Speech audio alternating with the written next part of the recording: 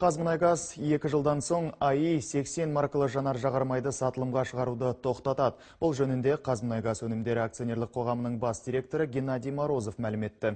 2016 жылдан бастап сұйық отынның бұл түрін жоғары октанды жанармай алмастырады деген болжам бар. Себебі жыл өткен сайын АИ 80-ге сұраныс төмендеп барады.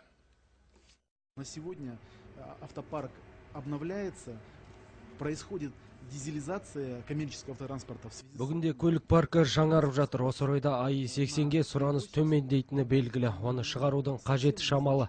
Жоғары октанды жанармай өндірісіне басымдық берген дұрыс.